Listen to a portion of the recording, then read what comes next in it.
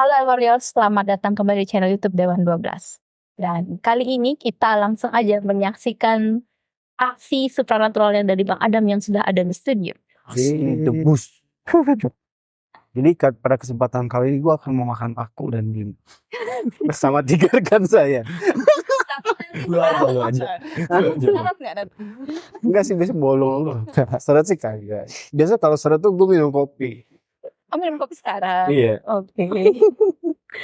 Dan kali ini sebenarnya kita akan mengulik lebih jauh lagi apa aja isi yang ada di scroll yang kita temukan di naga yang menjaga tempat Knight Templar yang lalu. Kalian bisa cek videonya di sini. Dan semoga saja kita mendapatkan informasi-informasi yang mendetail ya. Mungkin juga bisa jadi tentang Dajjal mungkin atau Antikristus. Ini. So, Let's take this out.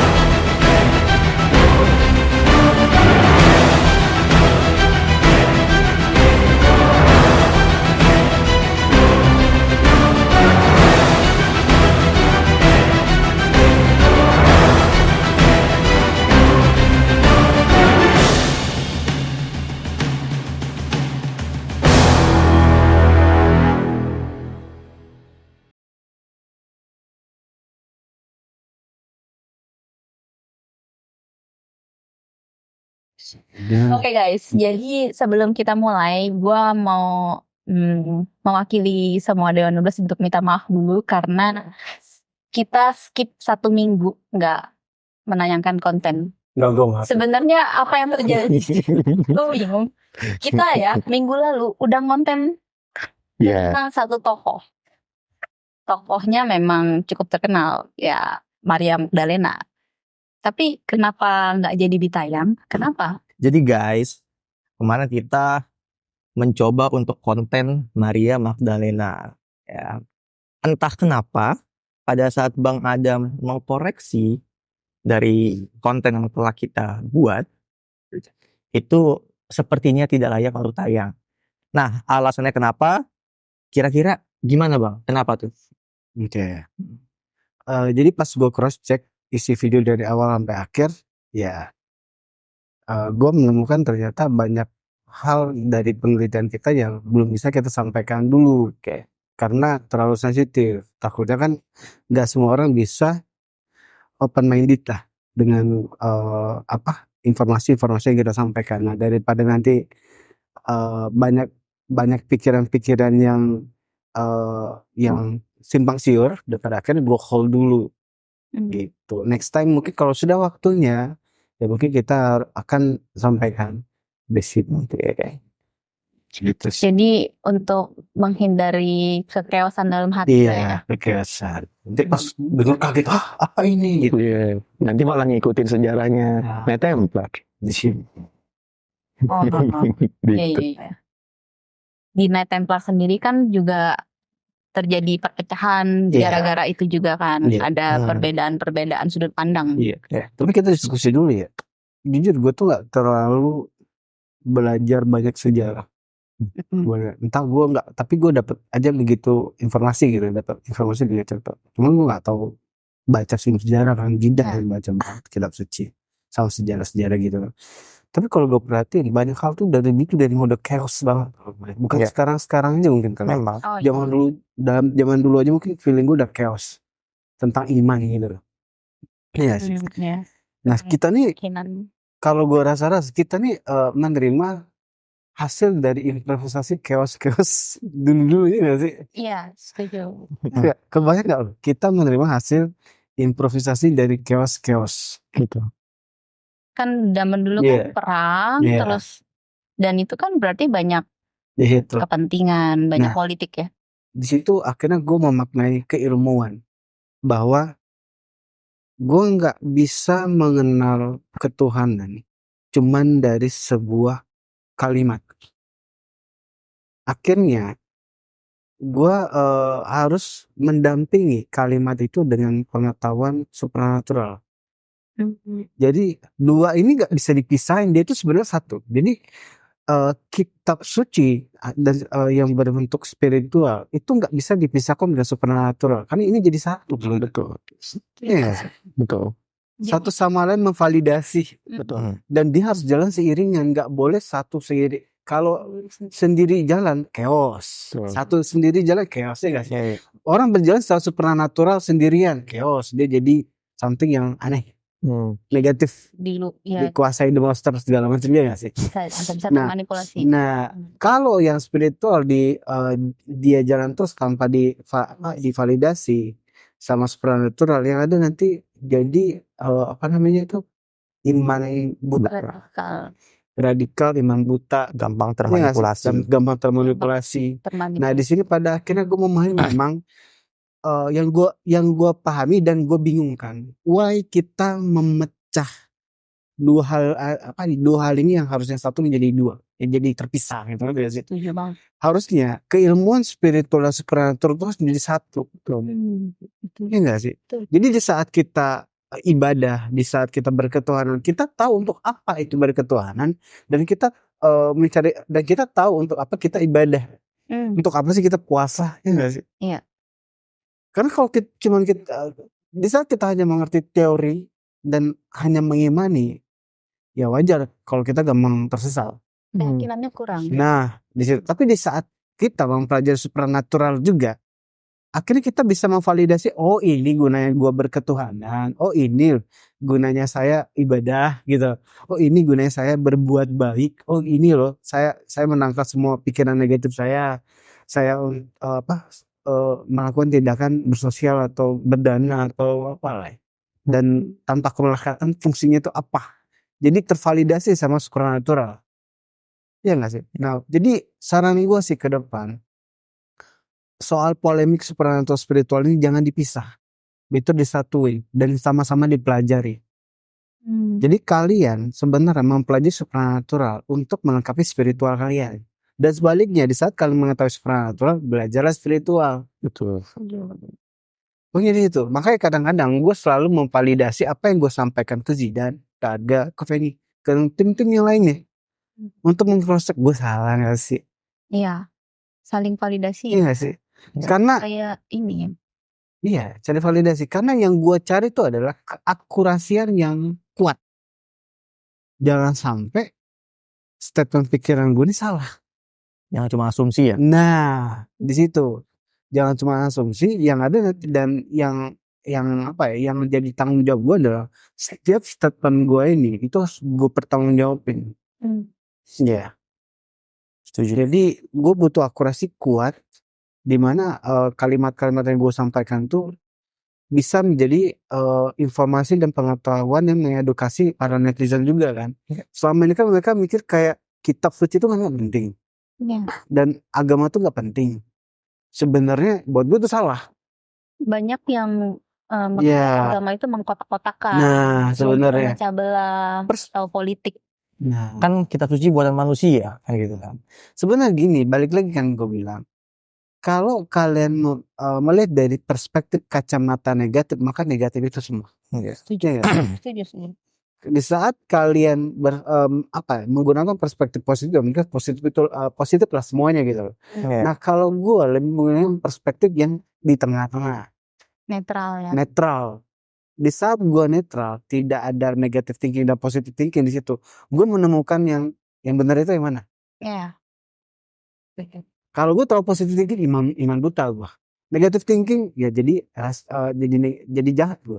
Iya. Jadi berlawanan dengan ketuhanan gue, yang seharusnya gue pikir itu negatif, padahal sebenarnya itu positif. Contoh kayak kitab suci kan mentang-mentang dibuat sama manusia, itu jadi nggak real seolah-olah, ya nggak sih? Padahal kalau gue perhatiin per kalimat tuh mengandung arti. Nah, salahnya pemuka agama sekarang tuh nggak nyampe, dia hanya menyampaikan sebuah teori, pemahaman teorinya. Dengan logikanya dia, dengan logikanya dia, tapi balik lagi kan, yang namanya manusia itu haus akan pengetahuan, dan dia pengen tahu kenapa. Nah, sekarang ini lagi kalau gue rasa ya di fase sekarang ini, di zaman sekarang ini lagi hausnya tentang mengapa dan sebenarnya ada apa. Ya. Kayak nggak sih? Benar-benar. Nah di sini juga banyak orang-orang yang bermunculan yang juga banyak yang memberikan informasi positif, ada juga informasi negatif juga tentunya. Ada yang kelihatannya positif. Nah padahal negatif. Ya. Nah disinilah buat yang gue harus tanamkan kepada netizen adalah pakai kritis halnya. Nah kritis ini jangan bermodalkan teori berpikir. Oh benar juga ya. Oh salah juga ya. Mikirnya itu nggak bisa dibuat, gue nggak bisa kritis. Iya. Jadi maksud gue kalian kritis dengan memvalidasi dengan pengetahuan kalian yang kalian pelajari, bukan dengan logika kalian. Oh masuk akal ya. Oh nggak bisa. Padahal pengetahuannya Nah, baru seberapa gitu kan, belum cari tahu lebih jauh. Iya, jadi kalau kalian mau mengkritisi sesuatu tentang pengetahuan, kalau kalian nggak punya ilmunya, itu bukan kritis, itu mikir secara logika kalian aja masuk akal, udah selesai di situ doang. Setuju. Iya sih. Iya nggak sih? Kalau kita ngomongin Tuhan nih, iya. Kalau kalian nggak mempelajari, ya nggak akan ketemu kritisnya di mana gitu loh. Faktanya di mana nggak akan ketemu. Udah cuma pakai logika aja. Oh iya ada ya sesuatu yang diadain doang, yang dipercaya doang, udah selesai gitu. Karena ngikut-ngikut doang. Nah, di situ. Jadi maksud gua next time para netizen, kalian juga harus mengkritisi dengan cara keilmuan yang kalian pelajari juga. Jangan kalian cuman modal logika doang, nggak nyampe. Makanya banyak orang-orang tersesat tuh karena oh iya benar juga ya, dengan kalimat itu aja yang keluar. Oh benar juga ya. Si A benar juga ya. Iya nggak sih? Makanya banyak orang ke brainwash. Nah, ngomong soal brainwash ya. Ada juga yang biasanya orang bilang gini, nggak apa-apa, nonton aja, baca aja, cari tahu aja. Nanti kita ambil yang positifnya aja, yang negatifnya jangan. Bisa. Tapi padahal sepanjang kita cari tahu itu, sepanjang kita baca, itu ada yang keserap dengan sendirinya. Dan otomatis itu gimana ya? Aku tuh ada pengalaman juga pernah membaca itu. Aku pikir kayak cuman baca doang gitu kan. Tapi habis itu ternyata di kehidupan sehari-hari aku tuh ada ke brainwashnya sedikit, jadi keikut dengan teori-teori yang ada di bacaan itu gitu. Padahal niatnya dari awal aku cuma ambil yang positifnya aja. Tapi ternyata seiring waktu kita baca, kita makin kita dalemin itu, bisa jadi malah ke brainwash tanpa kita sadari. Jadi gimana tuh Bang? Kita mesti lebih gimana tuh buat mencari pengetahuannya dan atau kita tontonan yang kita tonton gitu kan, kadang-kadang ke brainwash kan. Buat gue gini sih, balik lagi kan, yang tepatnya adalah menggunakan perspektif netral. Gue tuh memulai semua penelitian gue adalah, dan selalu gue tegaskan ke diri gue pribadi adalah netral. Kalau pengen tahu Tuhan di mana dan mau berhubungan sama Tuhan di mana, itu netral. Itu kuncinya. Kalau kita nggak netral, energi kita nggak akan nyampe ke Tuhan. Coba contoh deh, ya kita saling flashback ke masing-masing pribadi kita yang dulu misalnya. Di saat kita masa ada di fase kita lagi berbuat dosa, kalian bisa nyampe gak sih ke Tuhan? Nggak ada, nggak bakal, ya nggak sih? Nggak sulit, karena frekuensi Tuhan tuh benar-benar positif, netral, tenang gitu kan. Jadi baru kita bisa nyampe doa kita, ngerasa kayak kita didengar.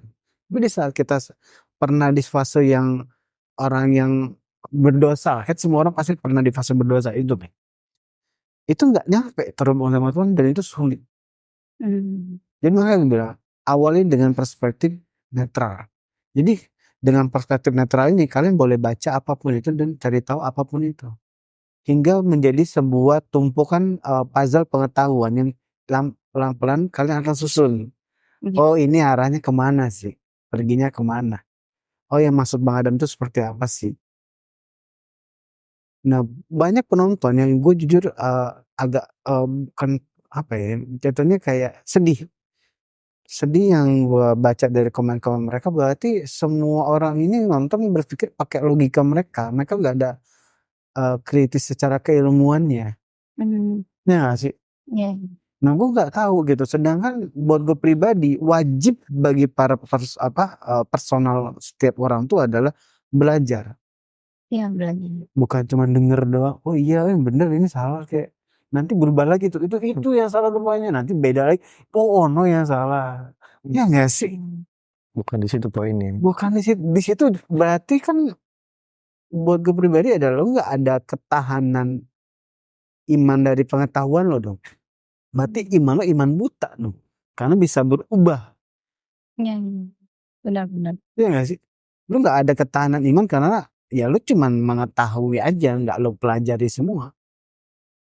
Itu yang mau gua kritisi dari awal, bahwa jangan pernah lu pisah antara pengetahuan supernatural dan spiritual, karena itu satu. Nah, Itu pada sifat Tuhan Bang. Nah, Yang maha goib dan yang maha ada atau maha nyata. nah, Itu udah sifat fundamentalnya. Tapi kalau gimana ya kita ngomongnya? Ketika manusia malah berpikir untuk memisahkan dua aspek ini dalam segala hal, ya mereka akhirnya ya berujung dengan istilah yang lu sebutin tadi. Itu kalau menurut gue kayak ditamak aja. Jadi nggak tahu apa yang ada di depan, nggak tahu ada di belakang, nggak tahu ada di samping Nggak tahu. mereka, nggak tahu. Lu coba pikir, kalau gua belajar supernatural tapi gua nggak ada basic kitab suci, gua nggak tahu mana yang setan, mana yang malaikat. setuju. Memikirkan lo nggak? Tapi kan zaman dulu bang segala macam. Pas zaman dulu pun pasti ada data-data yang mereka pelajari. Ya. Nggak mungkin langsung datang begitu aja tuh, nggak mungkin. Mereka juga pasti ada data-data. Entah data pengajar mereka dari siapa pasti ada. Dan itu turun temurun. Nggak mungkin langsung datang teng gitu terus nggak mereka nggak pelajari, nggak mungkin. Ada pola juga Ada yang pola. bisa diikutin Nah, dari zaman ke zaman. iya. Jadi jangan pikir indigo zaman dulu pun nggak belajar, itu salah. Buat gue itu salah sih. Jadi lo pikir indigo tuh nggak belajar, cuma datang intuisi datang, oh ini pengetahuan ini langsung begitu, nggak juga. Salah kalau buat gue pribadi sih. Di situ nampak berarti orang tuh tersesat, bukan berilmu buat gue pribadi, jujur aja sih. Karena bukan berarti kita punya kemampuan seperti indigo berarti kesadaran kita udah Nah, di level yang paling dalam itu. Justru tetap kesadaran itu kan tetap harus diiringi dengan pembelajaran dan pengalaman. Nah, itu cuman mungkin yang nyampe di kali ya, mungkin secara literasi seolah-olah mereka nggak belajar, tapi secara penelitian gua secara supernatural mereka juga belajar, mencari tahu oh ini apa. Iya. Di situ. Kalau memang logika lo ya, kalau memang si indigo itu zaman-zaman dulu itu ya langsung dikasih intuisi, langsung dia tahu semua. Mungkin gua nggak di sini lagi. Itu bukan indigo Bang, tapi nabi. Kalau yang seperti itu Bang, itu bukan dibilang indigo. Karena dia langsung tahu pengetahuan tanpa dia belajar kan. Ya. Itu kalau zaman dahulunya bisa dibilang sang pelihat atau sang nabi. Oke. Jadi ada beberapa kan, berarti ada berapa golongan kategori. Ada yang indigo yang gue nyebutnya apa gue nggak tahu ya zaman dulu itu apa orang-orang itu. Ya, kali ya. Cuman yang gue pelajari semua itu mempelajari. Di saat intuisi datang dia pasti mempelajari. Ya. Nah, gue pribadi yang Jidan bilang itu benar, tapi gue yakin Nabi Muhammad belajar. Nabi pun belajar. Nabi belajar. Jadi intuisi itu datang. Gue setuju juga. Bukan cuman datang terus sampaikan begitu aja. Enggak. Pasti dikritisi. Dipelajari ini apa. Kalau kita ngomong Nabi, dia mengetahui ada sebuah energi selain di universe itu masih. Ada the monster. Kalau dia nggak hati-hati, kena. Nah.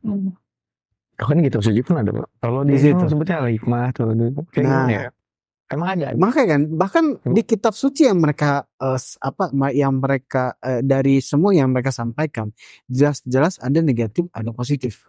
Betul. Ya. Kalau dia tidak mempelajari itu nggak ada positif, itu sampai semua di situ. Iya nggak sih? Ada cahaya, ada kegelapan. Bahkan ada dalam kitab suci itu pun ada pengajaran kan bahwa ada A, B, C, D. Nah, lu mau pilih yang mana? Ada dampak, ada output dari setiap keputusan dan pemikiran. Iya nggak sih? Berarti sebenarnya semua itu belajar. Cuman memang nggak diceritain aja sih ini belajar. Enggak. Cuman tapi tetap belajar. Dipelajari, diteliti Bahkan- ulang sama dia. Bahkan lu tambahin ya. Hmm. Yesus aja belajar kan. Bahkan Betul. Yesus aja belajar. Dia belajar ke tempatnya itu, Ke madrasah. ke madrasahnya Jadi Yahudi. iya. Iya kan? Iya. Itu tertulis. Tertulis itu. Dia belajar dengan rabai-rabai Dia di sekitar bait suci. Berarti gue nggak salah dong. Iya nggak sih? Iya.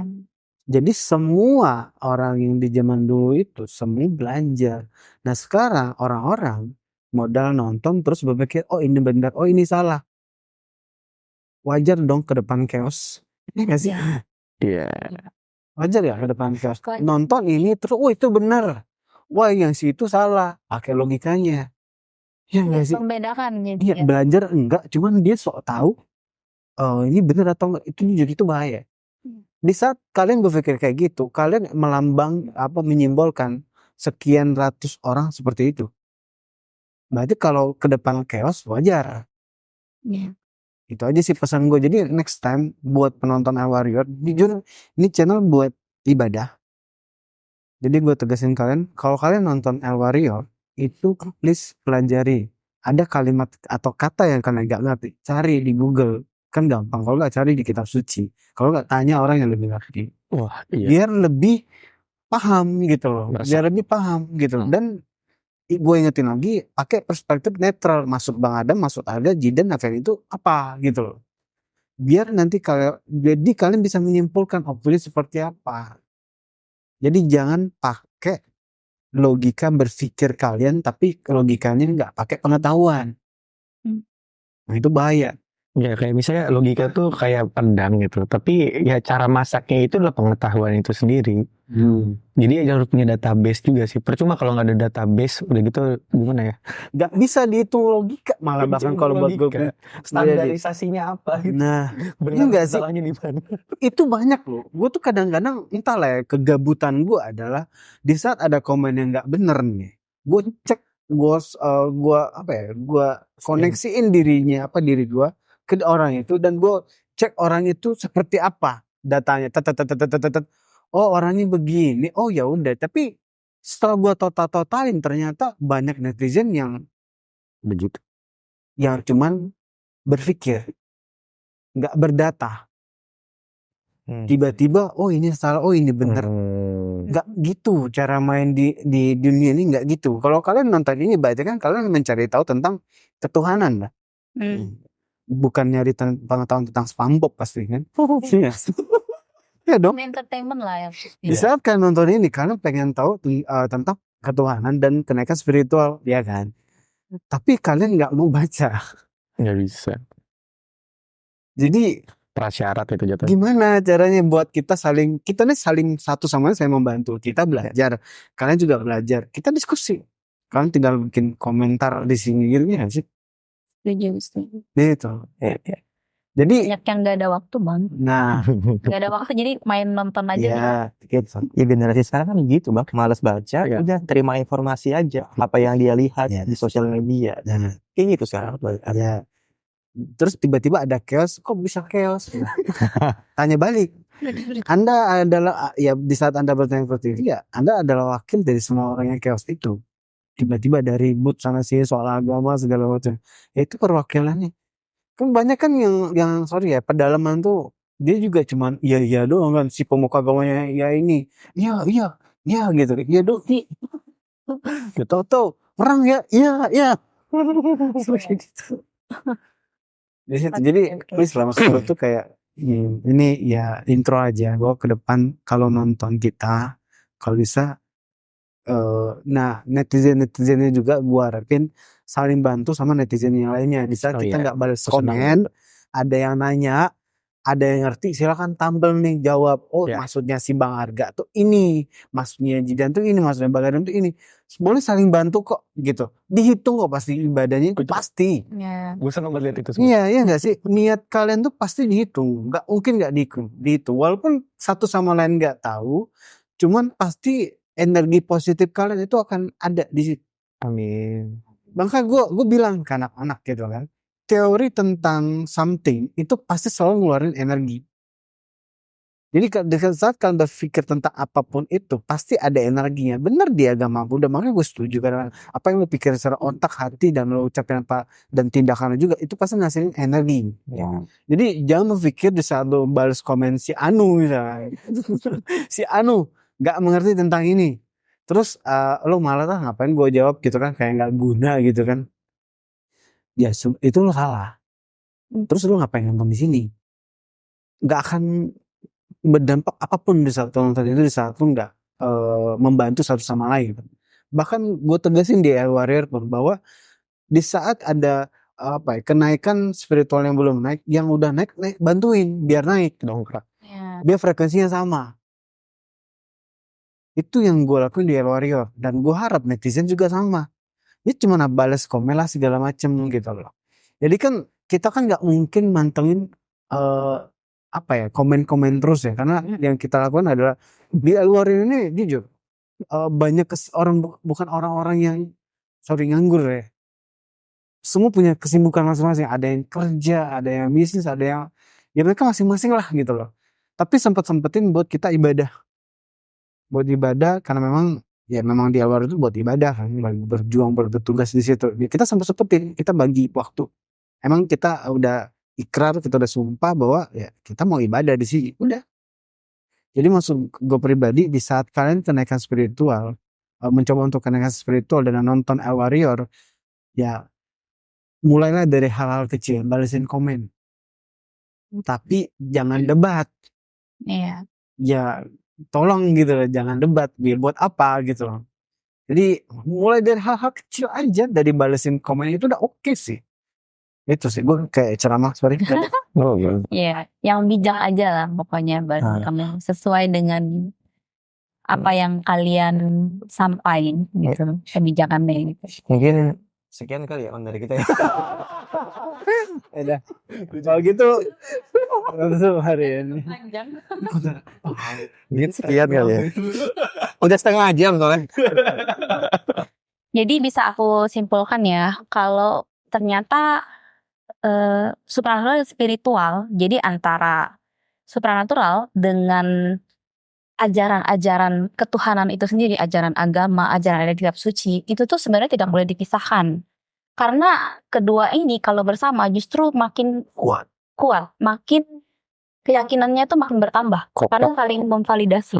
Ya kan, namanya iman itu kan keyakinan. Jadi iman kita semakin kuat kalau kita bisa saling memvalidasi dari yang kita ketahui dari ajaran agama kita, kitab suci, dengan secara supranatural dari orang-orang yang memang Mampu. bisa, supranatural dari orang-orang yang memang meneliti di situ. Dan juga kita harus lihat lagi nih, berarti orang-orang yang bisa supranatural ini dia meneliti dengan landasan apa, ya kan? Apakah cuman pikiran liarnya aja, atau memang dia ada pedomannya nih yang bisa saling memvalidasi. Itu sih yang bisa aku dapat dari Bang Adam tadi. Kalau nggak ada pedoman bahaya sih. Sangat amat bahaya. Karena bisa kemana-mana ya, terlalu liar atau Ya, gimana. Bisa aja dong. Kalau gue nggak baca pengetahuan di kitab suci, ya Firaun gue bisa sebut Tuhan, bisa dong. Ini nggak sih kegagal pahaman gue di saat gue baca supernatural, ini nggak sih? Ada satu entitas yang luar biasa sakti gitu kan, langsung kita bilang wah ini nih gitu. Yang menciptakan ini dan itu gitu, bisa jadi gitu kan. Jadi ya di sini kita harus lebih kritis lagi, diajak untuk kritis lagi sama Bang Adam. Selama menonton konten-konten yang berhubungan dengan ketuhanan spiritual supernatural itu memang untuk orang-orang yang memang sedang masa pencarian sih. Jadi di situ di masa pencarian itu jangan sampai kita malah jadi tersesat karena kita nggak kritis, karena kita memisah-misahkan lah yang seharusnya tadinya sudah ada hukum-hukum Tuhan, sudah ada Nah, iya. ajaran-ajaran diturunkan, malah kita buang itu semua terus nyari yang baru. Yang lebih parah apa coba? Udah dipisahkan, close minded lagi. Waduh, Parah sih kalau Itu. gitu. Iya. Jadi besok jangan lupa datang ke stadion Gelora Bung Karno, gue mau ceramah. Canda. lucu banget. Dan juga gimana? Kita langsung aja nih Bang, mau buka scroll atau Cerita dikit kali ya. sebenarnya ada penelitian apa sih dari Kak Adam nih yang tentang kemarin kan kita ngontennya tuh Dajjal ya Bang ya. Terus abis itu waktu itu sempet lu spill dikit ke gua kalau kayaknya nih kemungkinan nih dari scroll yang kita dapat di Night Templar kemarin itu kemungkinan bisa berkorelasi atau bisa dapet nih clue gitu kan. Nah kalau misalkan tentang Dajjal sendiri Bang, lu ada neliti gak sih Bang dalam kesendirian lu saat meneliti Bang? Gimana? Jawabnya gimana? Nggak jidat. Jadi gini, gue tuh selalu mencari tahu sebenarnya dari musuh gue siapa, musuh kita tuh siapa sih? Karena gue harus mencari tahu tokoh utama musuh gue yang biasanya ini satu eksistensi doang. Ya gak sih, Satan ngancurin bangsa jin. Dan sekarang ada orang nih yang mau diampakkan jadi sejarah menghancurkan dunia gitu kan. Nah satu orang ini siapa gunanya? Ya mungkin secara literasi sejarah kan disebut Dajjal. Sama satu lagi Antichrist. Kalau di Indo udah nggak sih? Kalau di Yahudi Armilus. Armilus. Nah jadi ada, gue jadi mencari tahu sebenarnya siapa orang ini gitu. Jadi gue mencari tahu pada akhirnya kan orang ini sebenarnya ada apa enggak? Oh ternyata secara hitung-hitungan gue berdasarkan pengetahuan gue yang gue diskusi sama anak-anak maksud Jidan gitu kan. Terus secara supernatural intel gue sebar gitu kan. Cuman intel gue juga gue nggak percaya gitu. Maksudnya kayak kan bangsa mereka juga gitu. Jadi gue cari tahu, pas gue cari tahu dapatlah sebuah output pengetahuan ternyata orang ini memang ada. Eksistensi ini orang ada. Sudah ada ya? Udah ada dan udah lahir sebenarnya. Udah lahir. Cuman memang belum waktunya. Maksudnya belum waktunya. Terkurung maksud gimana? Gue nggak tahu dia kondisinya seperti apa. Cuman kalau gue rasa dia terlahir, cuman belum punya kekuatan yang seharusnya dia punya. Oke. Kalau Nyambung nih. gua ngerti nih. Ngerti nih, nyambung Kalau nih. versi bisa bilang syariatnya belum dibaiat. Ya, gue nggak tahu istilahnya dibaiat atau belum. Gue nggak tahu istilahnya dibaiat cocok apa enggak. Cuman orang ini udah ada. Pas gue cari-cari tahu, ternyata tanggal lahirnya gue bisa tentuin.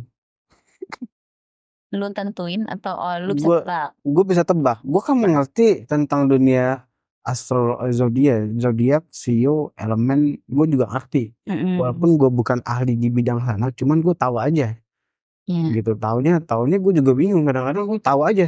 Tiba-tiba tahu aja ya. Tiba-tiba tahu gitu. Gue juga. Ini sistem database gue tuh secara supernatural gampang. Tuh kayak punya laboratorium sendiri di otak gue gitu. Terus akhirnya gue simpulin harusnya dia lahir itu Antichrist atau Dajjal ini atau siapa tadi? Armilus ini harusnya dia tuh lahir di 14 Juni. Tuh ingat baik-baik. 14 Juni. Jadi kalau 14 Juni yang benar mulai curiga. Nah, kayak 14 Juni. Karena orang yang kenapa 14 Bang? Karena dari 1 sampai 32 ya. Orang yang tanggal yang benar-benar berhubungan dengan supernatural spiritual itu harus berada di angka 14. Dia sebagai penghubung kokoh. Contoh kayak gue sebelum 14. Di tengah maksudnya. Iya, dia adalah penghubung antara supernatural dan spiritual. Dia tuh kayak punya kekuatan penyeimbang antara spiritual dan supernatural gitu. Dia punya kekuatan memang speknya di situ. Tanggal 14. Ya di tengah sih. Ya, kalau jadi dia 28. punya kemampuan mumpuni di bidang supernatural dan spiritual di angka 14. Makanya udah bilang di 14, kayak diingat lainnya di angka 14. Terus bulan ada 12. Nah, gue pikir bulan yang tepat buat kelahiran Antikras dan Dajjal ini adalah di bulan Juni. Oh. Tengah juga itu. Di bulan Juni. Ya. Bulan Kenapa kok di Juni, Bang? Karena di bulan itulah ada kesimpulan kita sebut zodiaknya itu Gemini. Bang, lu kok main astrologi? Tar dulu nih gue bilang. Gue nggak bisa membahasakannya, mengganti bahasa Gemini atau perbintangan dengan apapun itu. Cuman gue bisa menyimpulkan dia adalah Gemini. Jadi gue nggak bisa mengganti kata Gemini itu apa sih. Tapi intinya semua by data. Jadi Gemini itu bukan something yang buat gue tuh kayak, wah bang lu belajar tentang yang haram-haram, yang dosa. Enggak. Itu yang gue pelajarin adalah data-data. Ya. Jadi data-data tentang perilaku atau spek manusia. Nah, jadi zodiak Gemini dia harus jadi Antikras atau Dajjal ini harus terlahir dengan rasi bintang itu Gemini. Karena orang-orang Gemini itu politiknya tuh luar biasa. Siapa yang ngerasa? Jadi itu politiknya luar biasa, antara otak sama hatinya seimbang. Di situ. Jadi di saat dia do something tentang drama-drama, hatinya bisa ngikutin. Nah, kalau orang normal di saat dia do something yang berbau, hatinya tuh kayak masih nggak gitu, kayak bentrok gitu ya. Tapi kalau Gemini itu dia bisa seimbang, dia bisa ngikutin drama itu. Jadi hasratnya termanipulasi gila. Nah, karena kenapa lo bilang kayak gitu, Bang? Gitu. Kenapa sih lo bilang kayak gitu? Karena gue kan harus mempelajari si eksistensi ini, orangnya seperti apa di kitab suci dan di sejarah-sejarah orangnya seperti apa. Pas gue baca secara literasi sejarah orang ini melakukan apa aja, tindakan apa aja, terus berpikir apa aja, berarti gue simpulin dia ini emang tukang drama. Dan dia dramanya ini nge-brainwash orang. Di situ. Iya. Nah, spek yang bisa berdrama dan membrainwash orang secara nggak langsung antara dia salah dan benar itu ada di rasi bintang Gemini. Sorry yang kalau rasi kalian terlahir Gemini, gue bukan ngomongin kalian, cuman gue menjelaskan bahwa Antichrist atau Dajjal itu terlahir di 14 Juni yaitu rasi bintang Gemini. Lah kan lu Bang? Gue Mei. Bukan Gemini. Bukan, gue Taurus, gue setia orangnya. Si itu yang Gemini ya? Hah? Ini, no? Oh iya. Ada juga anggota kita yang Gemini gitu. Nah, jadi dia harus 14 dengan zodiak yang Gemini, 14 Juni di rasi bintang Gemini. Karena kan dijelaskan bahwa Antikras ini kan mempunyai umat. Umat tersesat. Berarti kan dia punya kapasitas, kemampuan dalam membolak-balikan sesuatu. Ya. Dan sesuatu itu nggak bisa kecium. Iya nggak sih? Nggak bisa kecium sama orang lain. Nah, berarti ritmenya adalah dia menguasai antara otak sama hatinya. Dan orang yang bisa menguasai otak sama hati adalah dunia. Di situ. Maksudnya menguasai otak sama hati itu jadi nggak ada benturan di saat misalkan lo ngebohong, hati lo bentrok. Walaupun ngebohong dia merasa itu fine. Nah, di situ. Iya. Jadi nggak ketahuan ya, nggak kelihatan. Nggak kelihatan, makanya umatnya jadi banyak. Iya. Makanya dibilang ada kata nabi palsu. Iya. Karena di situ, jadi dia punya spek kurang lebih seperti itu. Jadi dia lahirnya sih. Nah, ini menarik. Jadi gue nggak tahu ini. Nah, kalau untuk yang 14 Juni zodiak Gemini, terus kalau sionya sio apa, Bang? Nah, sionya kalau feeling gue, sionya itu harusnya sio ular. Kalau gue perhatiin, kalau kita ngomong secara keilmuan dari sio, sio itu dia jatuhnya sih Antikras atau Dajjal tuh dia sionya itu sio ular. Kenapa tuh ular? Karena orang-orang yang bersio ular itu gimana ya? Ada something di diri dia yang buat gue tuh positif negatif dia di tengah-tengah. Positif negatif di tengah-tengah. Iya. Dia punya something pemikiran di luar dari pemikiran orang lain. Di situ. Apakah lebih ke ranah kayak licik gitu atau bukan, beda lagi? Intinya dia rata-rata sio ular itu adalah sio yang berpikir tentang kemauan atau egonya yang ego pribadi yang lebih kuat ketimbang berpikir tentang orang lain. Harus Di sih. situ. Mementingkan Dia sendiri. diri sendiri di situ. Gue bukan lagi ngomongin kalian ya, gue lagi ngomongin anti Christ nih. Jangan ada yang kesinggung gitu. Jadi kalau gue bisa lebih ke menjurus, dia lebih ke ular. Nah elemennya masih tentatif, gue masih belum tahu kalau elemen. Terus karena harusnya dia bukan api. Harusnya dia bukan api. Oh, bukan api.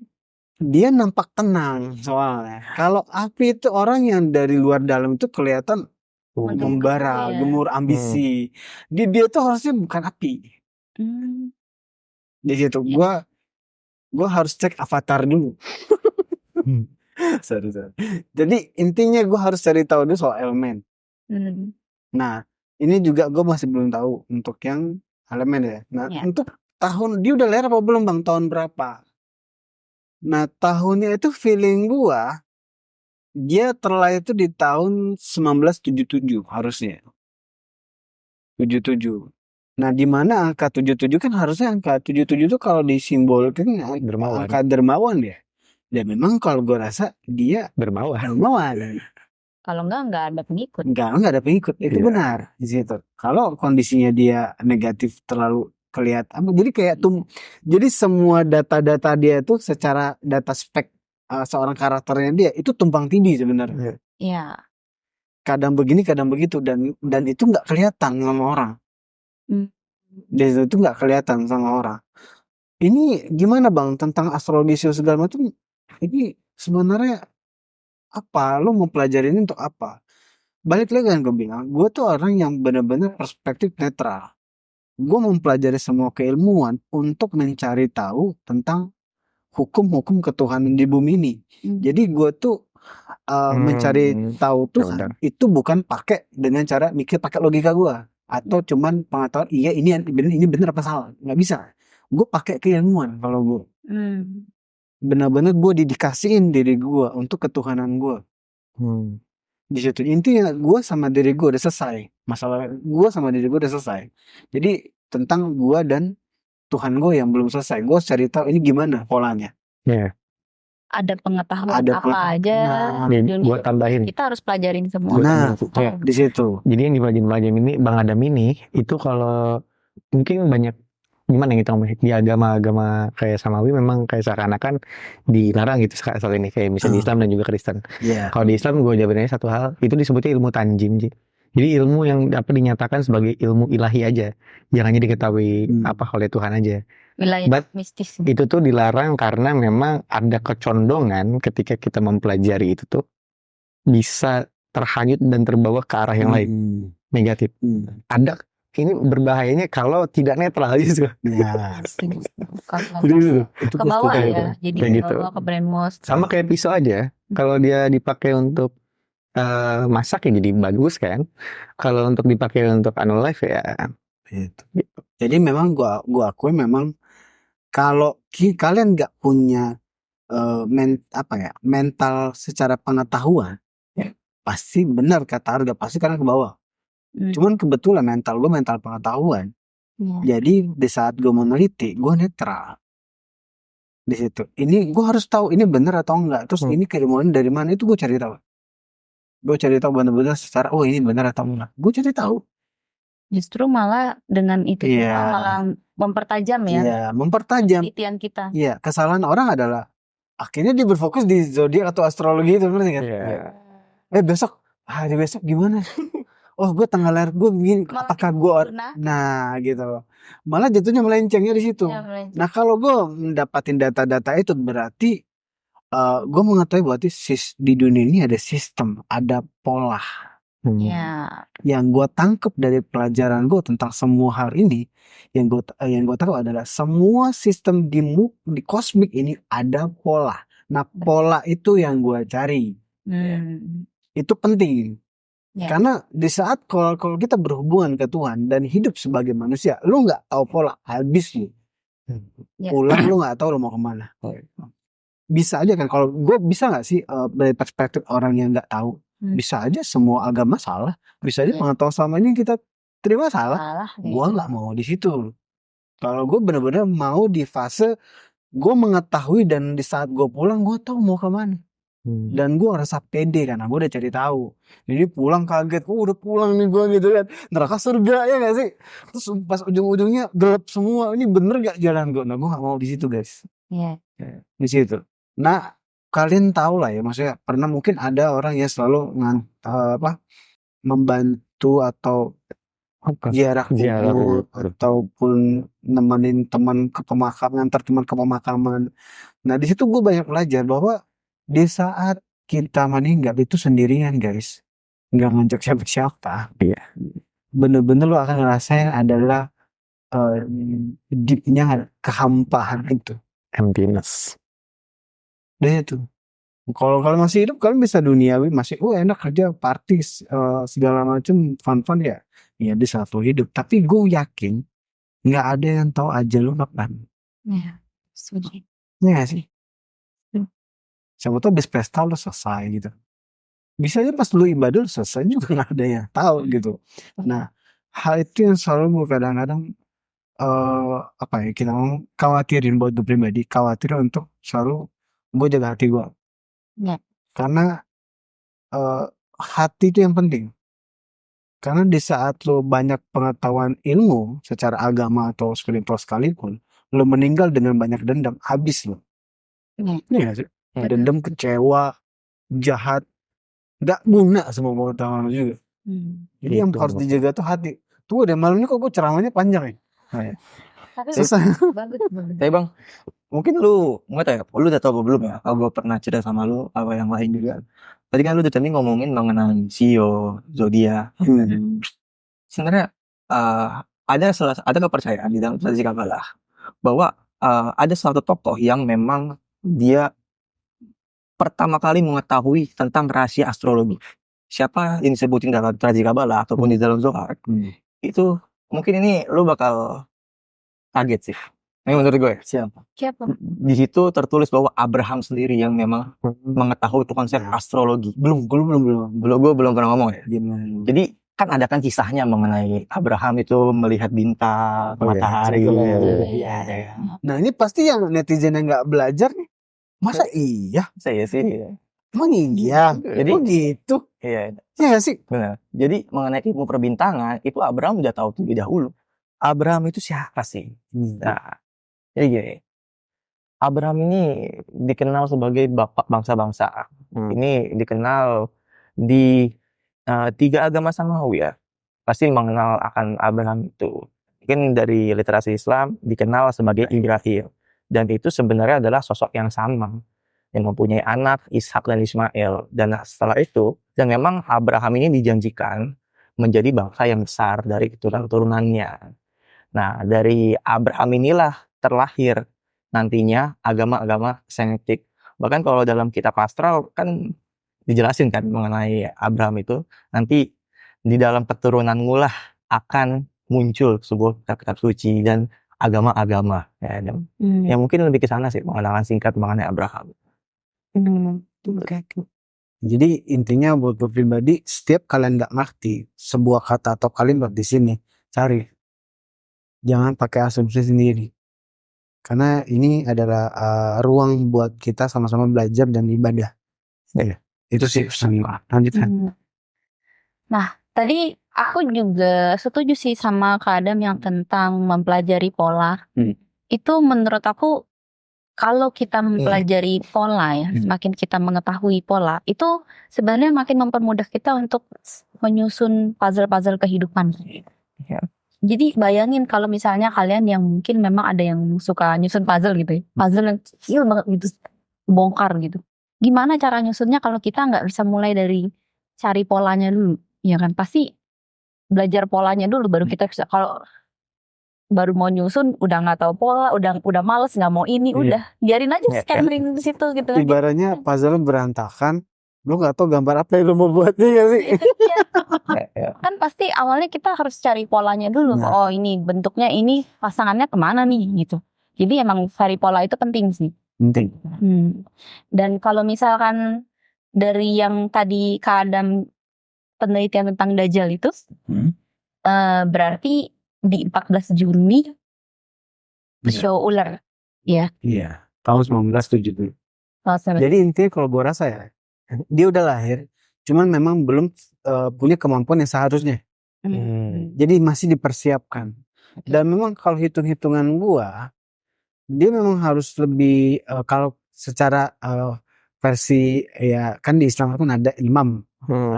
ya. Nah kalau buat gua hitung-hitungan secara perspektif gua, dia memang harus lebih tua daripada imam Mahdi. atau Mahdi. Imam Mahdi itu. Jadi antara Antikristus dan Dajjal itu harus lebih dia harus lebih tua daripada imam. Kenapa harus lebih tua? Maksudnya apakah secara ini ada? Siklusnya harus kayak gitu. Chaos itu harus lebih mempunyai kapasitas ketimbang harmoni. Oh, maksudnya dia lebih duluan lah. Pasti Iya, chaos lebih duluan, punya ya. kemampuan segala macam. Nah, jadi kondisinya memang chaos harus punya kapasitas lebih kuat ketimbang harmoni biasanya Iya. di situ. Jadi harusnya lebih tua dan memang lebih mumpuni. Nah, boleh gak sih gua ini bukan statement nih. Ini sebuah pemikiran dia buat biar pemikiran dari seorang Adam. Oke. Di situ. Silakan. Pas gue cari tahu, wow, gue benar-benar mengungkap semua di Warrior. Jadi lo harus nonton Warrior. Oke, jangan lupa. Bisa. Nonton. Jadi pas gue cari tahu, guys, gue ngerasa ini statement yang bisa salah nih. Jadi gue tegasin dulu untuk kalimat yang ini bisa iya, bisa enggak. Maksudnya kayak mencari tahu. Yang gue rasa mungkin agak bertentangan dengan pengetahuan kalian. Cuman boleh nggak netral aja dulu. Karena gue juga netral. Cuman ini hanya pemikiran gue aja. Yang gue tangkap dari dari pengetahuan gue setelah gue teliti tentang Antikristus dan Dajjal ini.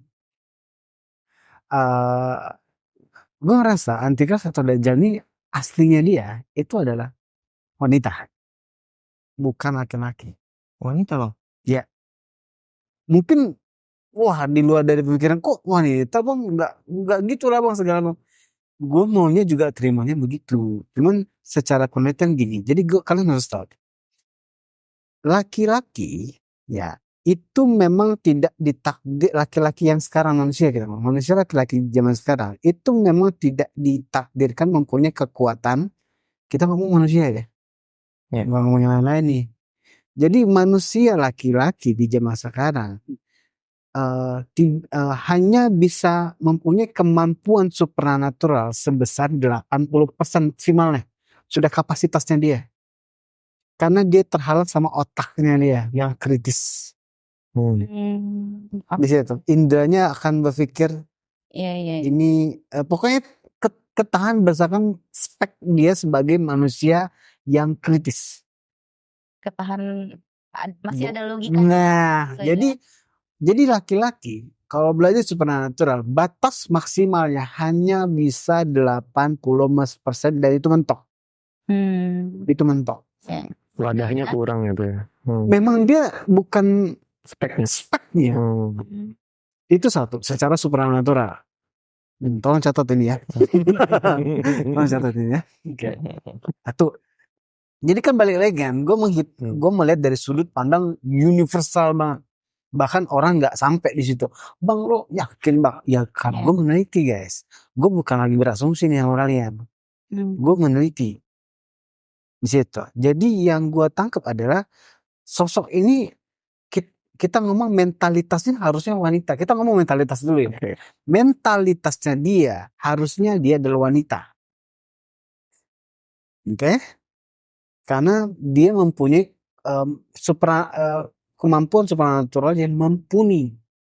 Kapasitasnya bisa sampai 100%. Nah, iya. Kalau perempuan, ya, di saat dia mempelajari supernatural, itu kekuatannya dia atau kapasitasnya dia dalam mempelajari supernatural, itu maksimal bisa sampai 100. Enggak sampai 100 deh. Kita ngomong sampai 99%. Okay. Kalau gua misalkan adu gitu. Penyihir atau orang mempunyai kemampuan supernatural cowok dan cewek itu pasti mana cewek gitu. sebenarnya Dia juga sih bahkan akurasi itu lebih akurasi cewek. Makanya cewek itu nggak bisa dibohongi, ya nggak? Sensitif itu aja, ya nggak sih? Iya. Misalkan ada pasangan kalian itu Iya. yang cowok gitu aja, cewek, misalkan cewek punya pasangan cowok, pasti dia pikir, oh selingkuh, ya nggak sih? Langsung tetap mimpi gitu, ya nggak sih? Contohnya lu ketebak sama No comment. Ini harus, jadi perempuan itu di saat dia belajar supernatural itu bisa kapasitasnya bisa sampai 99%. Maka kalau kalian mempelajari penyiar-penyiar dulu itu yang paling terkenal pasti perempuan di situ. Karena kenapa lo bawa mentalitas perempuan di sini? Karena gue harus mempelajari literasinya juga. Antichrist ini ngapain aja? Dia bisa membuat something yang wah berubah menjadi ini, berubah jadi itu. Jadi berarti kan konsep sihir di situ. Ada konsep sihir yang dia mempunyai kapasitas nilai sihir lah. Nanti kan di saat dia menyampaikan pun itu konteksnya ada sihir buat jadi ada kapasitas sihir secara supernatural yang dia punya. Karena perempuan tuh lebih pakai hati ya. Nah, Bisa menggunakan maksimal. Atau bisa jadi hermafrodit. Nah, jadi kita ngomong mentalitas wanita. Nah, gue nggak tahu kalau jenis kelaminnya secara kelaminnya gimana bang? Mentalitas wanita nih. Lahiriah, itu yang gue lagi cari tahu. Dia mentalitas wanita yang berkelamin laki atau sebalik atau memang dia wanita? Iya. Gue lagi cari tahu guys.